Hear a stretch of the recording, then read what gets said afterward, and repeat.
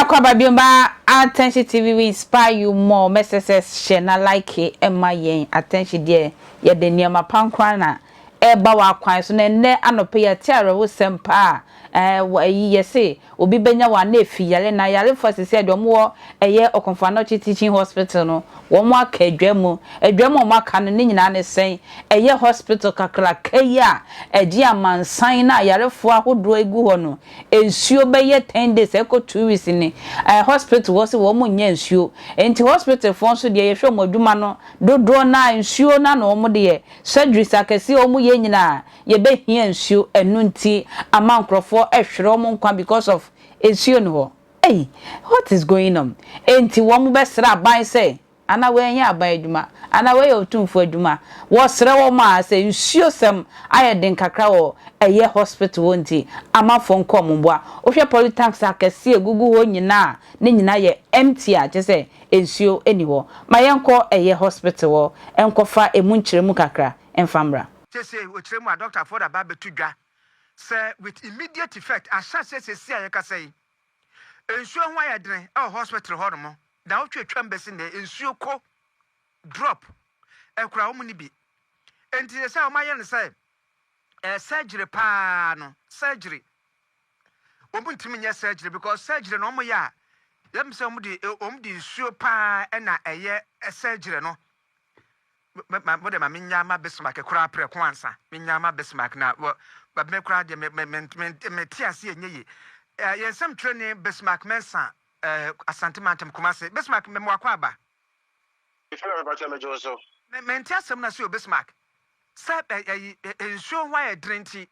ye ntimi nya surgery sesai ne wo tankasi atunton nsuo mu mfa bi mu nkoi if you are a asem and what we say ni nyina say for the past 10 days in if you are over component here adota for where adwuma o me practice surgery ni nyina ne say enya de a omunya ensuo de adwumantino say obi yare na say ehwe no no ho akwa bi ekwa atochima na se de o say omuhwe na ensuo omu de ye no ebi no ho nti if you are no say component ho no no baabi a eso yi pa na wo hwe adota for na so we kasa adwuma ho no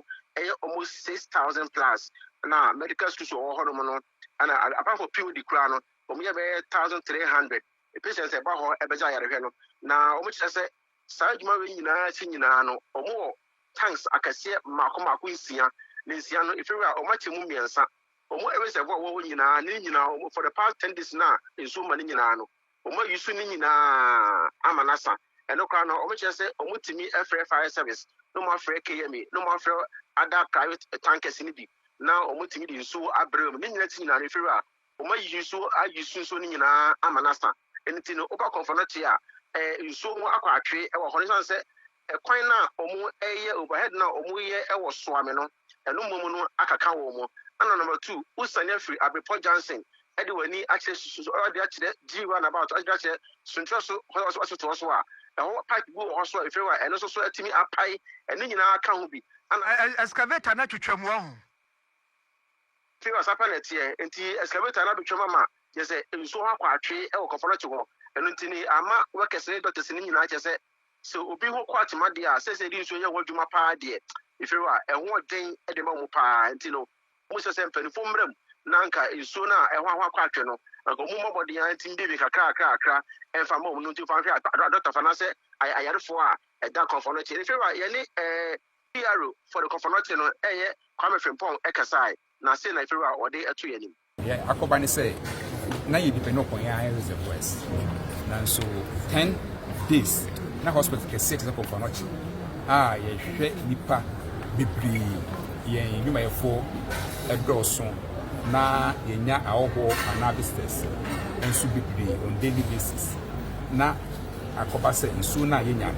ana ye wo na ensu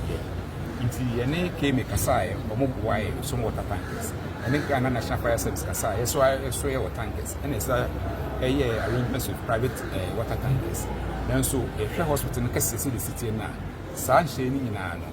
enso ani nya na enu enso ayi hia nti ma ye enuma de no be wo no ma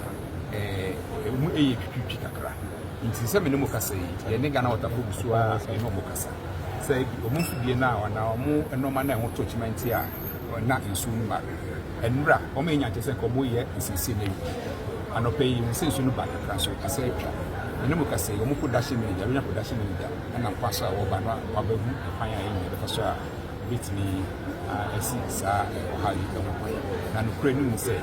be na du eni a chi kure ni nsu fo ka how been areas do on mo a omo edumadi aba ko so mo edibutu nsu kakra no mo ntu emergencies.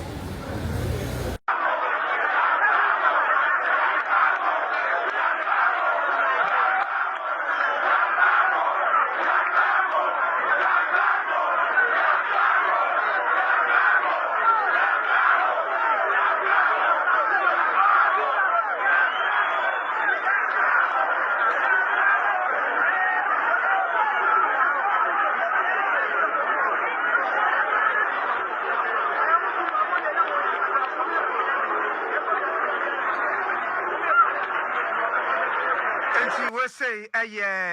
Obra Kwame from Pon ya ye customer for Edema Komfo Anokye Teaching Hospital and if we edu womunye nsuo ayedren nti surgery pa busuani bi kwa Komfo Anokye na o se ekwa in operation surgery to operation no nsuo nti womunye bi emfa enye no wanhwa na okwa akuwu sewa asemo ekwan ya befa so a eye Komfo Anokye Teaching Hospital for wo mbenya nsuo ahwe ayalefo dodro no se yale bo wo ho ya wo ye mobo no ho ye srem a wedie empanifo a wokuma ase otumfo wadahoro ma wo se tutu yenim se oguso abo adwuma de ne so obedan wani akohwe eye nkrofo no manya nsuo ahwe ye mame ne ye papa no ma sebe wo mo ho aba asem no meda se se otwem attention TV makra